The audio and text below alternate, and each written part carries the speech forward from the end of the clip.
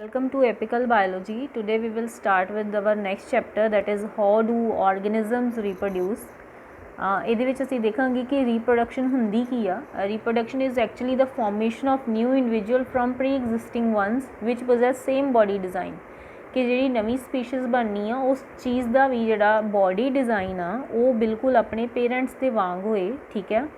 ਆਰਗੈਨਿਜ਼ਮ reproduce ਕਿਉਂ ਕਰਦੇ ਆ? ਤਾਂ ਕਿ ਜਿਹੜੀ ਸਪੀਸ਼ੀਜ਼ ਆ ਉਹਨਾਂ ਦੀ ਕੰਟੀਨਿਊਟੀ ਮੇਨਟੇਨ ਰਹੇ, ਤਾਂ ਕਿ ਉਹ ਖਤਮ ਨਾ ਹੋ ਜਾਣ।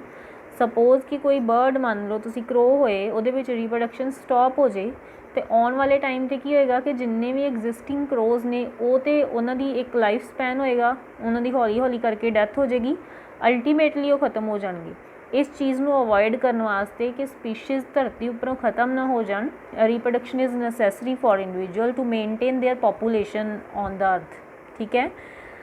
ਐਕਚੁਅਲੀ ਕੀ ਹੁੰਦਾ ਰੀਪਰੋਡਕਸ਼ਨ ਜਿਹੜੀ ਉਹਦੇ ਵਿੱਚ ਆਰਗੈਨਿਜ਼ਮ ਕਿਵੇਂ ਆਪਣੇ ਜਿਹੜੇ ਬੋਡੀ ਡਿਜ਼ਾਈਨ ਵਰਗੀਆਂ ਕਾਪੀਜ਼ ਬਣਾ ਲੈਂਦੇ ਨੇ, ਮਤਲਬ ਕਿਵੇਂ ਆਪਣੇ ਵਰਗੇ ਜਿਹੜੇ ਇੰਡੀਵਿਜੂਅਲ ਨੇ ਉਹਨਾਂ ਨੂੰ ਰੀਪਰੋਡਿਊਸ ਕਰ ਲੈਂਦੇ ਨੇ। ਬਿਕਾਜ਼ ਜਿੰਨੇ ਵੀ ਆਰਗੈਨਿਜ਼ਮਸ ਹੁੰਦੇ ਨੇ ਉਹਨਾਂ ਦੇ ਵਿੱਚ ਇੱਕ ਹੈਰੀਡਿਟਰੀ ਮਟੀਰੀਅਲ ਹੁੰਦਾ ਹੈ, ਦੈਟ ਇਜ਼ DNA। ਤੁਸੀਂ 9th ਕਲਾਸ ਦੇ ਵਿੱਚ ਦੇਖਿਆ ਹੋਏਗਾ ਕਿ ਜਿਹੜੇ ਕ੍ਰੋਮੋਜ਼ੋਮਸ ਹੁੰਦੇ ਨੇ ਉਹ ਰਿਸਪੋਂਸੀਬਲ ਹੁੰਦੇ ਨੇ, ਉਹਨਾਂ ਦੇ ਉੱਪਰ ਕਰੈਕਟਰਿਸਟਿਕਸ ਹੁੰਦੇ ਆ ਸਾਰੇ ਆਪਣੇ, ਜਿੰਨੇ ਵੀ ਆਪਾਂ ਥੋੜ੍ਹੀ ਜਿਹੀ ਡਿਟੇਲ ਕੀਤੀ ਸੀ। ਹੁਣ ਜਿਹੜਾ DNA ਹੁੰਦਾ ਉਹਦਾ ਕੀ ਕੰਮ ਆ? ਨਿਊਕਲੀਅਸ ਦੇ ਅੰਦਰ ਹੁੰਦਾ ਹੈ ਐਂਡ DNA ਦਾ ਫੰਕਸ਼ਨ ਆ ਕਿ ਜਿਹੜੀ ਇਨਫੋਰਮੇਸ਼ਨ ਆ ਜਿਹੜੇ ਪੇਰੈਂਟ ਸੈੱਲ ਤੋਂ ਇਨਫੋਰਮੇਸ਼ਨ ਜਿਹੜੀ ਆ ਉਹ ਆਫਸਪ੍ਰਿੰਗ ਤੱਕ ਲੈ ਕੇ ਜਾਣੀ। ਹੁਣ ਪੇਰੈਂਟ ਸੈੱਲ ਕਿਹੜਾ ਹੁੰਦਾ? ਸਪੋਜ਼ ਇੱਥੇ ਅਸੀਂ ਸਿੰਬਲਸ ਯੂਜ਼ ਕਰਾਂਗੇ, this is new for you. ਇਹ ਵਾਲਾ ਸਿੰਬਲ ਅਸੀਂ ਮੇਲ ਲਈ ਯੂਜ਼ ਕਰਦੇ ਹਾਂ, ਇਹ ਵਾਲਾ ਸਿੰਬਲ ਅਸੀਂ ਫੀਮੇਲ ਲਈ ਯੂਜ਼ ਕਰਦੇ ਹਾਂ। ਠੀਕ ਹੈ, ਜਸਟ ਫॉर ਸ਼ਾਰਟਕਟ ਪਰਪਜ਼। ਹੁਣ ਸਪੋਜ਼ ਕਿ ਜਿਹੜਾ ਮੇਲ ਆ ਉਹਦੇ ਜਿਹੜੇ ਗੈਮੀਟਸ ਹੁੰਦੇ ਨੇ, ਸਪਰਮ ਹੁੰਦੇ ਨੇ, ਇਹ ਹੈਪਲੋਇਡ ਹੁੰਦੇ ਨੇ। ਹੈਪਲੋਇਡ ਮਤਲਬ ਸਿੰਗਲ ਸੈੱਟ ਆਫ ਕ੍ਰੋਮੋਜ਼ੋਮ। ਜਿਹੜੀ ਫੀਮੇਲ ਹੁੰਦੀ ਹੈ ਉਹਦਾ ਜਿਹੜਾ ਓਵਾ ਹੁੰਦਾ ਉਹ ਵੀ ਹੈਪਲੋਇਡ ਹੁੰਦਾ, ਮਤਲਬ ਸਿੰਗਲ ਸੈੱਟ ਆਫ ਕ੍ਰੋਮੋਜ਼ੋਮ ਹੁੰਦਾ। ਜਦੋਂ ਇਹਨਾਂ ਦੋਨਾਂ ਦੀ ਫਿਊਜ਼ਨ ਹੁੰਦੀ ਹੈ ਤਾਂ ਸਾਡੇ ਕੋਲ ਜਿਹੜਾ ਨਿਊ ਇੰਡੀਵਿਜੂਅਲ ਆਉਂਦਾ ਹੈ ਉਹ ਡਿਪਲੋਇਡ ਹੁੰਦਾ, ਮਤਲਬ ਉਹਦੇ 'ਚ 2 ਸੈੱਟ ਆਫ ਕ੍ਰੋਮੋਜ਼ੋਮ ਹੁੰਦੇ ਨੇ। ਉਹਦਾ ਹਾਫ ਜਿਹੜਾ ਜੈਨੇਟਿਕ ਮਟੀਰੀਅਲ ਆ ਉਹ ਫਾਦਰ ਤੋਂ ਆਉਂਦਾ, ਹਾਫ ਜੈਨੇਟਿਕ ਮਟੀਰੀਅਲ ਮਦਰ ਤੋਂ ਆਉਂਦਾ। ਇਟ ਮੀਨਸ ਕਿ ਉਹ ਜਿਹੜਾ ਚਾਈਲਡ ਆ ਉਹਦੇ ਵਿੱਚ DNA 2 ਚੀਜ਼ਾਂ ਦਾ ਮਿਕਸ ਆ, ਫਾਦਰ ਦਾ ਵੀ ਅਤੇ ਮਦਰ ਦਾ ਵੀ। ਇਸ ਤਰ੍ਹਾਂ ਉਹ ਜਿਹੜੀ ਇਨਫੋਰਮੇਸ਼ਨ ਆ ਉਹ DNA ਦੀ ਫੋਰਮ ਦੇ ਵਿੱਚ ਜਿਹੜੀ ਪਾਸ ਹੁੰਦੀ ਆ, ਐਂਡ ਆਫਸਪ੍ਰਿੰਗ ਜਿਹੜਾ ਆ ਉਹਦੇ ਵਿੱਚ ਕੁਝ ਕਰੈਕਟਰਸ ਉਹਦੇ ਪੇਰੈਂਟਸ ਵਾਲੇ ਹੁੰਦੇ ਆ ਅਤੇ ਕੁਝ ਜਿਹੜੇ ਨਿਊ ਬਣਦੇ ਆ। ਜਿਹੜੇ ਅਸੀਂ ਆ ਸਾਡਾ ਬੋਡੀ ਡਿਜ਼ਾਈਨ ਅਤੇ ਸਿਮਿਲਰ ਆ ਸਾਰੇ ਹਿਊਮਨ ਬੀਇੰਗਸ ਦਾ। ਠੀਕ ਹੈ, ਬਟ ਜਿੱਦਾਂ ਕੁਝ ਆਪਾਂ ਫੀਚਰਸ ਕਹਿ ਦਿੰਦੇ ਹਾਂ ਕਿ ਫਾਦਰ 'ਤੇ ਫੀਚਰ, ਕੁਝ ਮਦਰ 'ਤੇ feature, but along with that ਸਾਡੇ ਵਿੱਚ ਕੁਝ ਵੇਰੀਏਸ਼ਨਸ ਹੁੰਦੀਆਂ ਨੇ। ਠੀਕ ਹੈ, ਬਿਲਕੁਲ ਆਈਡੈਂਟੀਕਲ ਨਹੀਂ ਹੁੰਦੇ ਅਸੀਂ ਪੇਰੈਂਟਸ ਦੇ, ਕੁਝ ਵਖਰੇਵਾਂ ਹੁੰਦਾ, ਉਹ ਵਖਰੇਵੇਂ ਨੂੰ ਅਸੀਂ ਕਹਿ ਦਿੰਦੇ ਹਾਂ ਵੇਰੀਏਸ਼ਨ। ਠੀਕ ਹੈ, ਵੇਰੀਏਸ਼ਨ ਕਿਉਂ ਹੁੰਦੀ ਆ ਕਿ ਜਦੋਂ ਵੀ DNA ਕਾਪੀਜ਼ ਬਣਾਉਂਦਾ ਆ, ਜਦੋਂ ਵੀ ਸੈੱਲ ਡਿਵੀਜ਼ਨ ਹੁੰਦੀ ਆ, DNA ਕਾਪੀਜ਼ ਬਣਾਉਂਦਾ ਆ, ਉਸ ਟਾਈਮ 'ਤੇ ਕੁਝ ਚੇਂਜਿਸ ਆ ਜਾਂਦੀਆਂ ਉਹਦੇ ਵਿੱਚ। ਉਹਦੀ ਕਾਪੀ ਬਣਾਉਣ ਦੀ ਜਿਹੜਾ ਫਰੀਕੁਐਂਸੀ ਆ, ਠੀਕ ਹੈ, ਉਹਦੀ ਕਾਪੀ ਬਣਾਉਣ ਦਾ ਜਿਹੜਾ ਮੋਡ ਆ ਉਹਦੇ ਵਿੱਚ ਜਿਹੜੀਆਂ ਚੇਂਜਿਸ ਆ ਜਾਂਦੀਆਂ ਉਹਨਾਂ ਨੂੰ ਅਸੀਂ ਕਹਿੰਦੇ ਹਾਂ ਵੇਰੀਏਸ਼ਨ। ਇਹ ਡਿਫਰੈਂਸ ਹੁੰਦਾ ਹੈ। ਠੀਕ ਹੈ, ਵੇਰੀਏਸ਼ਨ ਦੀ ਵਜ੍ਹਾ ਕਰਕੇ ਹੀ ਐਵੋਲਿਊਸ਼ਨ ਆਉਂਦਾ ਹੈ। ਐਵੋਲਿਊਸ਼ਨ ਜਿਹੜਾ ਅਸੀਂ ਅੱਗੇ ਡਿਟੇਲ 'ਚ ਪੜ੍ਹਾਂਗੇ ਚੈਪਟਰ। ਐਵੋਲਿਊਸ਼ਨ ਦਾ ਮਤਲਬ ਹੁੰਦਾ ਹੈ ਕਿ ਜਿਹੜੀ ਵੀ ਪ੍ਰੋਗਰੈਸ ਹੋ ਰਹੀ ਆ, ਠੀਕ ਹੈ, ਮੰਨ ਲਓ ਕਿ ਜਿਵੇਂ ਅਸੀਂ ਕਹਿ ਰਹੇ ਕਿ ਅਸੀਂ ਮੰਕੀਜ਼ ਤੋਂ ਡਿਵੈਲਪ ਹੋਏ ਹਾਂ, ਅਤੇ ਉਹ ਵਾਲੀ ਜਿਹੜੀ ਚੀਜ਼ ਆ, ਜਿਹੜੇ ਹਿਊਮਨ ਬੀਇੰਗਸ ਦਾ ਐਵੋਲਿਊਸ਼ਨ ਹੋਇਆ ਕਿ ਪਹਿਲਾਂ ਉਹਦੀ ਬੋਡੀ ਡਿਜ਼ਾਈਨ ਵੱਖਰਾ ਸੀ। ਠੀਕ ਹੈ, ਉਹਦੀ ਟੇਲ ਸੀ, ਉਹ ਤੁਰਦਾ 2 ਪੈਰਾਂ 'ਤੇ ਨਹੀਂ ਸੀ, ਉਦੋਂ 4 ਪੈਰਾਂ 'ਤੇ ਤੁਰਦਾ ਸੀ। ਹੌਲੀ ਹੌਲੀ ਉਹਦੇ ਵਿੱਚ ਐਵੋਲਿਊਸ਼ਨ ਹੋਇਆ। ਐਵੋਲਿਊਸ਼ਨ ਮਤਲਬ ਚੇਂਜ ਆਈ। ਕਾਹਦਾ ਕਰਕੇ ਆਈ? ਕਿਉਂਕਿ ਉਹਦੇ ਵਿੱਚ ਵੇਰੀਏਸ਼ਨਸ ਆ ਗਈਆਂ। ਇਸ ਕਰਕੇ ਜਦੋਂ ਹੌਲੀ ਹੌਲੀ ਵੇਰੀਏਸ਼ਨਸ ਇਕੱਠੀਆਂ ਹੁੰਦੀਆਂ ਜਾਂਦੀਆਂ ਨੇ ਤਾਂ ਇੱਕ ਨਵੀਂ ਸਪੀਸ਼ੀਜ਼ ਦੀ ਫੋਰਮੇਸ਼ਨ ਹੁੰਦੀ ਹੈ। ਇੱਕ ਜਿਹੜੀ ਨਵਾਂ ਜਿਹੜੇ ਸਪੀਸ਼ੀਜ਼ ਆ ਉਹ ਬਣਦਾ। ਜਿਵੇਂ ਹਿਊਮਨ ਬੀਇੰਗਸ ਦੀ ਜਿਹੜਾ ਐਵੋਲਿਊਸ਼ਨ ਹੋਇਆ ਉਹ ਚੇਂਜਿਸ ਆਉਣ ਕਰਕੇ ਹੋਇਆ, ਵੇਰੀਏਸ਼ਨ ਆਉਣ ਕਰਕੇ ਹੋਇਆ। Variation is nothing but the changes. ਅਤੇ ਇਹ ਸਾਰੀਆਂ ਚੇਂਜਿਸ ਆਉਂਦੀਆਂ ਕਦੋਂ ਆ? ਰੀਪਰੋਡਕਸ਼ਨ ਦੇ ਡਿਊਰਿੰਗ ਹੀ ਆਉਂਦੀਆਂ। ਨੈਕਸਟ ਅਸੀਂ ਦੇਖਾਂਗੇ ਕਿ ਸਾਡੇ ਕੋਲ ਕਿਹੜੇ ਟਾਈਪਸ ਦੇ ਰੀਪਰੋਡਕਸ਼ਨ ਹੁੰਦੇ ਆ। ਸਾਡੇ ਕੋਲ 2 ਤਰ੍ਹਾਂ ਦੀ ਰੀਪਰੋਡਕਸ਼ਨ ਹੁੰਦੀ ਆ, ਸੈਕਸ਼ੂਅਲ ਐਂਡ ਏਸੈਕਸ਼ੂਅਲ। ਸਭ ਤੋਂ ਪਹਿਲਾਂ ਅਸੀਂ ਦੇਖਾਂਗੇ ਏਸੈਕਸ਼ੂਅਲ। ਇਹਦੇ ਵਿੱਚ ਕੀ ਹੁੰਦਾ? ਇਹ ਉਹ ਮੈਥਡ ਆ ਰੀਪਰੋਡਕਸ਼ਨ ਦਾ ਜਿਹਦੇ ਵਿੱਚ ਜ਼ਿਆਦਾਤਰ ਜਿਹੜੇ ਨੇ ਸਿੰਗਲ ਆਰਗੈਨਿਜ਼ਮ, ਜਿਹੜੇ ਸਿੰਗਲ ਸੈਲਡ ਆਰਗੈਨਿਜ਼ਮ ਨੇ ਉਹ ਇਨਵੋਲਵ ਹੁੰਦੇ, ਅਤੇ ਉਹਨਾਂ ਵਿੱਚ ਕਿਹੜੇ ਮੋਡ ਦੇ ਨਾਲ ਉਹ ਆਪਣੇ ਜਿਹੜੇ ਆਫਸਪ੍ਰਿੰਗਸ ਆ, ਇੱਥੇ ਬਾਰ-ਬਾਰ ਵਰਡ ਯੂਜ਼ ਹੋਏਗਾ ਆਫਸਪ੍ਰਿੰਗ। ਆਫਸਪ੍ਰਿੰਗ ਦਾ ਮਤਲਬ ਹੁੰਦਾ ਨੈਕਸਟ ਜਨਰੇਸ਼ਨ, ਬੱਚੇ। ਠੀਕ ਹੈ, ਇੱਥੇ ਜਿਹੜੇ ਸਿੰਗਲ ਸੈਲਡ ਆਰਗੇਨਿਜ਼ਮ ਨੇ ਉਹ ਕਿਵੇਂ ਆਪਣੇ ਆਫਸਪ੍ਰਿੰਗਸ ਉਹਨਾਂ ਦੇ ਪ੍ਰਿਪੇਅਰ ਕਰਦੇ ਆ। ਇਹਦੇ ਵਿੱਚ ਫਸਟ ਹੈਗਾ ਫਿਜ਼ਨ। ਫਿਜ਼ਨ ਜਿਹੜੀ ਹੁੰਦੀ ਆ ਇਹਦਾ ਮਤਲਬ ਹੁੰਦਾ ਡਿਵੀਜ਼ਨ, ਬ੍ਰੇਕ ਡਾਊਨ। ਠੀਕ ਹੈ, ਡਿਵਾਈਡ ਕਰਨਾ, ਟੁੱਟਣਾ। ਜਿਹੜੀ ਫਿਜ਼ਨ ਆ ਇਹ ਸਾਡੇ ਕੋਲ ਦੋ ਤਰ੍ਹਾਂ ਦੀ ਹੁੰਦੀ ਹੈ। Number 1 is the binary fission and number 2 is the multiple fission. Binary ਦਾ ਮਤਲਬ ਹੁੰਦਾ ਬਾਈ ਮਤਲਬ 2, ਕਿ ਜਿਹੜਾ ਵੀ ਇੰਡੀਵਿਜੂਅਲ ਆ ਉਹ ਕੀ ਕਰੇਗਾ, ਉਹਦਾ ਜਿਹੜਾ ਸਿੰਗਲ ਸੈਲਡ ਆਰਗੇਨਿਜ਼ਮ ਆ ਉਹ ਦੋ ਹਿੱਸਿਆਂ ਵਿੱਚ ਟੁੱਟ ਜਾਏਗਾ। ਜਿਵੇਂ ਤੁਸੀਂ ਇੱਥੇ ਦੇਖ ਸਕਦੇ ਹੋ, ਅਮੀਬਾ ਦੀ ਅਸੀਂ ਐਗਜ਼ਾਮਪਲ ਲਈ ਹੈ।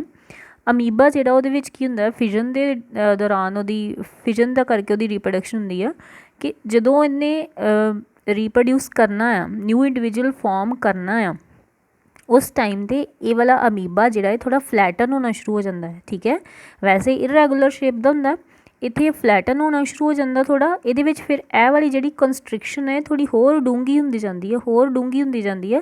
ਅਲਟੀਮੇਟਲੀ ਇਹ ਜਿਹੜੀ ਹੈ ਇੰਨੀ ਜ਼ਿਆਦਾ ਡੀਪ ਹੋ ਜਾਂਦੀ ਹੈ ਕਿ ਇੱਥੇ ਇੱਕ ਤਰ੍ਹਾਂ ਦਾ ਕੱਟ ਲੱਗ ਜਾਂਦਾ ਅਤੇ ਇਹ ਦੋ ਇੰਡੀਵਿਜੂਅਲ ਦੇ ਵਿੱਚ ਜਿਹੜਾ ਉਹ ਟੁੱਟ ਜਾਂਦਾ ਹੈ। ਠੀਕ ਹੈ, ਇਹ ਵਾਲਾ ਜਿਹੜਾ ਅਸੀਂ ਇਹਨੂੰ ਕਹਿੰਦੇ ਹਾਂ ਪੇਰੈਂਟ ਸੈੱਲ, ਇਹ ਪੇਰੈਂਟ ਸੈੱਲ ਹੁੰਦਾ। ਅਤੇ ਇਹ ਵਾਲੇ ਜਿਹੜੇ ਸਾਡੇ ਕੋਲ ਸੈੱਲ ਹੁੰਦੇ ਇਹਨਾਂ ਨੂੰ ਅਸੀਂ ਕਹਿੰਦੇ ਹਾਂ ਡਾਟਰ ਸੈੱਲਸ। ਠੀਕ ਹੈ, ਡਾਟਰ ਸੈੱਲ ਮਤਲਬ ਆਫਸਪ੍ਰਿੰਗ। ਅਤੇ ਅਸੀਂ ਸੈੱਲ ਦੇ ਕੇਸ ਵਿੱਚ ਅਸੀਂ ਪੇਰੈਂਟ ਸੈੱਲ ਜਾਂ ਡਾਟਰ ਸੈੱਲ ਜਿਹੜਾ ਉਹ ਵਰਡ ਯੂਜ਼ ਕਰਦੇ ਹਾਂ। ਬਾਈਨਰੀ ਫਿਜ਼ਨ ਜਿਹਦੇ ਵਿੱਚ ਦੋ ਸੈੱਲਸ ਦੇ ਵਿੱਚ ਜਿਹੜਾ ਆਰਗੇਨਿਜ਼ਮ ਆ ਉਹ ਟੁੱਟ ਜਾਂਦਾ, ਐਂਡ ਇਹਦਾ ਕਰਕੇ ਹੀ ਅਮੀਬਾ ਨੂੰ ਇਮੋਰਟਲ ਵੀ ਮੰਨਿਆ ਜਾਂਦਾ। ਇਮੋਰਟਲ ਮਤਲਬ ਕਦੀ ਵੀ ਡੈਥ ਨਹੀਂ ਹੁੰਦੀ, ਕਿ ਹੁਣ ਇਹ ਵਾਲੇ ਜਿਹੜੇ ਦੋ ਅਮੀਬਾਜ਼ ਨੇ ਜਦੋਂ ਇਹ ਮੈਚਿਓਰ ਹੋਣਗੇ ਅਤੇ ਇਹਨਾਂ ਨੇ ਅੱਗੇ ਜਿਹੜਾ ਹਰੇਕ ਨੇ ਅੱਗੇ ਦੋ ਦੋ ਇੰਡੀਵਿਜੂਅਲ ਨਵੇਂ ਬਣਾ ਲੈਣੇ ਆ, ਅਤੇ ਇਹਦਾ ਕਰਕੇ ਇਹਦੀ ਕਦੀ ਵੀ ਡੈਥ ਨਹੀਂ ਹੁੰਦੀ, ਇਮੋਰਟਲ ਮੰਨਿਆ ਜਾਂਦਾ। ਠੀਕ ਹੈ, ਇਹਦੇ 'ਚ ਪੈਰਾਮੀਸ਼ੀਅਮ ਦੀ ਐਗਜ਼ਾਮਪਲ ਤੁਸੀਂ 9th 'ਚ ਪੈਰਾਮੀਸ਼ੀਅਮ ਵੀ ਪੜ੍ਹਿਆ ਹੋਏਗਾ, ਉਹਦੀ ਐਗਜ਼ਾਮਪਲ ਵੀ ਲਿਖ ਸਕਦੇ ਹਾਂ। ਉਹਦੇ ਵਿੱਚ ਵੀ ਬਾਈਨਰੀ ਫਿਜ਼ਨ ਹੁੰਦੀ ਹੈ। ਸੈਕਿੰਡ ਫਿਜ਼ਨ ਸਾਡੇ ਕੋਲ ਕੀ ਆ, ਮਲਟੀਪਲ ਫਿਜ਼ਨ, ਕਿ ਜਿਹੜਾ ਕੋਈ ਵੀ ਸਿੰਗਲ ਸੈਲਡ ਆਰਗੇਨਿਜ਼ਮ ਆ ਉਹ ਮਲਟੀਪਲ ਟਾਈਮਸ, ਮੈਨੀ ਟਾਈਮਸ ਡਿਵਾਈਡ ਕਰਦਾ ਅਤੇ ਉਹ ਨਵੇਂ ਜਿਹੜੇ ਇੰਡੀਵਿਜੂਅਲਸ ਨੇ, ਨਵੇਂ ਡਾਟਰ ਸੈਲਸ ਨੇ ਉਹ ਬਣਾਉਂਦਾ ਹੈ। ਇੱਥੇ ਸਾਡੇ ਕੋਲ ਐਗਜ਼ਾਮਪਲ ਆ ਪਲਾਜ਼ਮੋਡੀਅਮ ਦੀ। ਪਲਾਜ਼ਮੋਡੀਅਮ ਜਿਹੜਾ ਪ੍ਰੋਟੋਜ਼ੋਆ ਇੱਕ, ਠੀਕ ਹੈ, ਇਹ ਕੀ ਕਰਦਾ ਆ, ਜਿਹੜਾ ਰਿਸਪੋਂਸੀਬਲ ਹੁੰਦਾ ਮਲੇਰੀਆ ਲਈ, ਮਲੇਰੀਆ ਇਹਦਾ ਕਰਕੇ ਹੁੰਦਾ, ਪਲਾਜ਼ਮੋਡੀਅਮ ਕਰਕੇ। ਇਹਦੇ ਵਿੱਚ ਹੁਣ ਕੀ ਆ, ਜਿਹੜਾ ਇਹ ਸਾਡੇ ਕੋਲ ਪਲਾਜ਼ਮੋਡੀਅਮ ਆ, ਇਹਦੇ ਜਿਵੇਂ ਆ ਇੱਕ ਸੈੱਲ ਆ, ਇਹਨੇ ਬਹੁਤ ਮਲਟੀਪਲ ਟਾਈਮਸ ਡਿਵਾਈਡ ਕਰਨਾ, ਅਤੇ ਮਲਟੀਪਲ ਟਾਈਮਸ ਡਿਵਾਈਡ ਹੋ ਕੇ ਇਹਨੇ ਜਿਹੜਾ ਸਪਰੈਡ ਹੋ ਜਾਣਾ, ਅਤੇ ਹਰੇਕ ਇੰਡੀਵਿਜੂਅਲ ਜਿਹੜਾ ਉਹ ਕੈਪੇਬਲ ਹੋਏਗਾ ਨਿਊ ਆਰਗੇਨਿਜ਼ਮ ਫਾਰਮ ਕਰਨ ਦੇ। ਠੀਕ ਹੈ, ਸੈਕਿੰਡ ਸਾਡੇ ਕੋਲ ਆ ਗਈ ਫਰੈਗਮੈਂਟੇਸ਼ਨ। ਫਰੈਗਮੈਂਟੇਸ਼ਨ ਦਾ ਮਤਲਬ ਹੁੰਦਾ ਹਿੱਸੇ ਹੋ ਜਾਣਾ। ਇਹਦੇ 'ਚ ਅਸੀਂ ਸਪਾਇਰੋਗਾਇਰਾ ਦੀ ਐਗਜ਼ਾਮਪਲ ਲਈ ਆ, ਦਿਸ ਇਜ਼ ਅ ਐਲਗੀ। ਇਹਦੇ ਵਿੱਚ ਕੀ ਹੁੰਦਾ ਹੈ ਕਿ ਜਿਹੜਾ ਵੀ ਇੰਡੀਵਿਜੂਅਲ ਆ ਉਹਦੇ ਵਿੱਚ ਜਦੋਂ ਕੋਈ ਵੀ ਉਹਦਾ ਹਿੱਸਾ ਹੋ ਜੇ, ਸਪੋਜ਼ ਇੱਥੇ ਆ ਅਸੀਂ ਕੰਸਟ੍ਰਕਸ਼ਨ ਲਈ ਇਹਦਾ ਹਿੱਸਾ ਆ ਗਿਆ ਵਾਲਾ, ਇਸ ਐਲਗੀ ਦੇ ਵਿੱਚ ਕੀ ਹੁੰਦਾ ਹੈ ਕਿ ਜਦੋਂ ਵੀ ਇਹ ਮੈਚਿਓਰ ਹੁੰਦੀ ਆ ਅਤੇ ਇਹਦੇ ਜਿੰਨਾ ਵੀ ਹਿੱਸਾ ਹੋ ਜੇ, ਫਰੈਗਮੈਂਟੇਸ਼ਨ ਕਿਸੇ ਵਾਟਰ ਕਰੰਟ ਕਰਕੇ ਵੀ ਹੋ ਸਕਦੀ ਆ, ਜਾਂ ਨੋਰਮਲੀ ਕੋਈ ਆਰਗੇਨਿਜ਼ਮ ਪਾਸ ਹੋ ਗਿਆ, ਕਿਉਂਕਿ algae is a soft plant, ਅਤੇ ਇਹਦਾ ਕਰਕੇ ਜਦੋਂ ਇਹਦੇ ਹਿੱਸੇ ਹੁੰਦੇ ਆ ਅਤੇ ਇਹ ਵਾਲਾ ਜਿਹੜਾ ਹਿੱਸਾ ਆ ਉਹ ਨਵਾਂ ਆਰਗੇਨਿਜ਼ਮ ਬਣਾ ਸਕਦਾ ਜੇ ਇਹਦੇ ਵਿੱਚ ਨਿਊਕਲੀਅਸ ਵਗੈਰਾ ਹੈਗਾ ਪ੍ਰੋਪਰਲੀ, ਅਤੇ ਉਹ ਫਿਰ ਜਿਹੜੇ ਨਵੇਂ ਹਿੱਸੇ ਉਹ ਵੱਖਰੇ ਵੱਖਰੇ ਗਰੋ ਕਰਨਗੇ। ਠੀਕ ਹੈ, ਥਰਡ ਸਾਡੇ ਕੋਲ ਆਉਂਦਾ ਰੀਜਨਰੇਸ਼ਨ। ਰੀਜਨਰੇਸ਼ਨ ਦੇ ਵਿੱਚ ਪਲੈਨੇਰੀਆ ਦੀ ਐਗਜ਼ਾਮਪਲ ਆ। ਇਹਦਾ ਕੀ ਹੁੰਦਾ ਹੈ ਕਿ ਪਲੈਨੇਰੀਆ ਇੱਕ ਇਹੋ ਜਿਹਾ ਆਰਗੇਨਿਜ਼ਮ ਆ, ਇਹਦੇ ਵਿੱਚ ਕਪੈਸਿਟੀ ਹੈ ਕਿ ਤੁਸੀਂ ਇਹਨੂੰ ਜਿੰਨੇ ਮਰਜ਼ੀ ਹਿੱਸਿਆਂ 'ਚ ਡਿਵਾਈਡ ਕਰੋ, ਇਹ ਓਨੇ ਹੀ ਹਿੱਸੇ ਜਿਹੜੇ ਆ ਉਹ ਨਿਊ ਆਰਗੇਨਿਜ਼ਮ ਬਣਾਉਣਗੇ। ਠੀਕ ਹੈ, ਇਹਦੇ ਹਰੇਕ ਸੈੱਲ ਦੇ ਵਿੱਚ ਵਜ੍ਹਾ ਕੀ ਆ ਕਿ ਇਹਦੇ ਹਰੇਕ ਸੈੱਲ ਦੇ ਵਿੱਚ ਕਪੈਸਿਟੀ ਆ ਕਿ ਇਹ ਨਵਾਂ ਆਰਗੇਨਿਜ਼ਮ ਬਣਾ ਸਕਦੇ ਆ। ਠੀਕ ਹੈ, ਇਹ ਵਾਲਾ ਜਿਹੜਾ ਹੁਣ ਸਾਡੇ ਕੋਲ ਪਲੈਨੇਰੀਆ ਆ,